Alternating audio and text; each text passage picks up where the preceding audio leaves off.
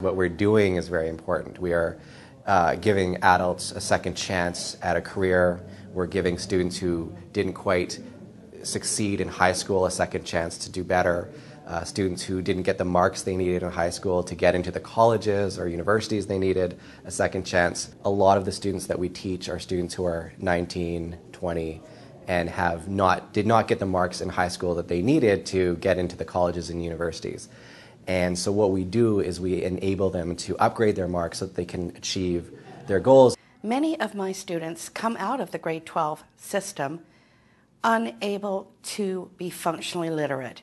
They come into my class, they have a lot of baggage, they have a lot of fear, they've been treated as though they were stupid, as though they didn't know what they were doing, and they really come back lacking a lot of confidence. So what happens to the individuals who leave school and end up, like myself, going into things like the Army or into unskilled labor trades, and later in life kind of decide that they want to come back to get higher education to improve their quality of life around them? Where do they go?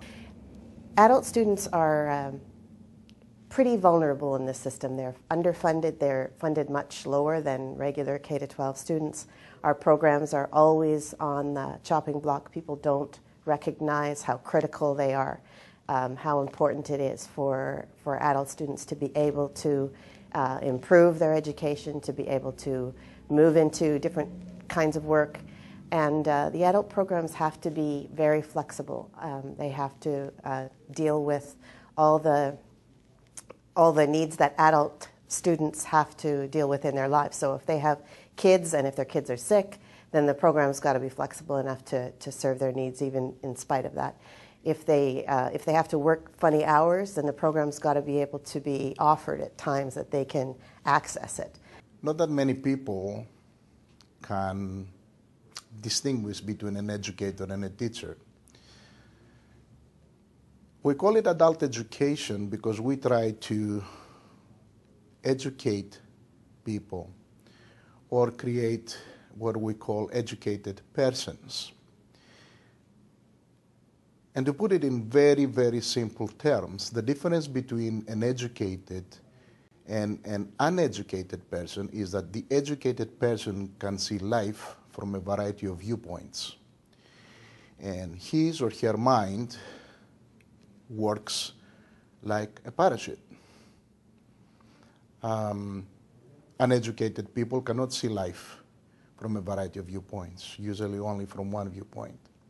So all our work in an adult education is to make sure that our students achieve that particular goal.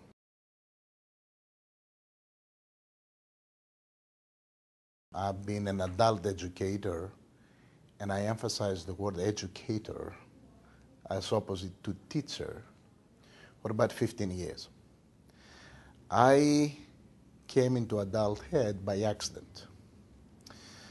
I was running out of money when I was doing my thesis up at Simon Fraser University, and I had to find a job, so I found a job as an instructional assistant at one of Vancouver's educational centers. After I started working there, I was more or less hooked because I understood that it was an environment where I would love to teach or work for more or less the rest of my life. And that was the other thing that hooked me with respect to becoming a teacher, an educator in adult ed. The idea that I am helping people, I'm giving them a second chance to succeed in their life. Part of my job as an adult educator is to build their confidence while they learn how to be literate.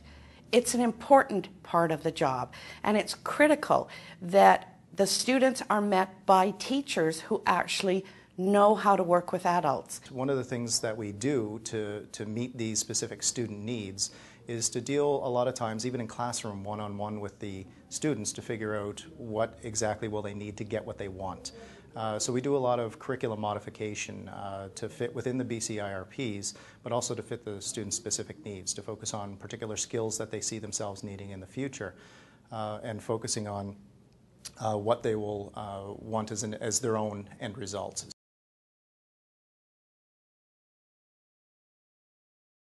So in this sense, I guess one of the best ways to see adult education is somewhere in between post-secondary education and high school, and see it as an alternative method of education, so literally an alternative education system. Adult education is needed in this province. We have one of the highest illiteracy rates in Canada for adults. Please stop the cutbacks. So what we're doing is very important, and not just for the students themselves, but for our whole society. It's the better educated adults are, the better jobs they're getting, the better the economy. Long and short of it is, it's really important. So it really does affect your children. It affects not only adults, but also the children of adults. So it's an important thing for people to understand, so that when there's talk about cuts to adult education, it actually does affect the whole society. It doesn't just affect a portion or a small group of people who are doing basket weaving at 12 at midnight or something like that. So it is a very important thing, and I think it's important that people understand exactly what the impact is to our society if we are cutting back on this, what I consider to be essential to our society and to education. Will that change? Will the cutback stop? No. Will they always be disproportionate? Yes. Unfortunately, in adult ed, we do not have parents to complain about their young kids, and all we have is adults who will go and try to defend, and during their graduation say how much value they derive from the system, but that's not enough. We just hope that maybe in the future there's going to be some change in the way Vancouver School Board thinks about adult education, or about education in general. In all the other countries that I have visited, education is never seen as an expense.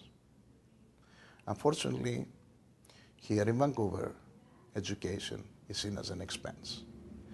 And so long as we see education as an expense, we're going to fail to produce educated citizens.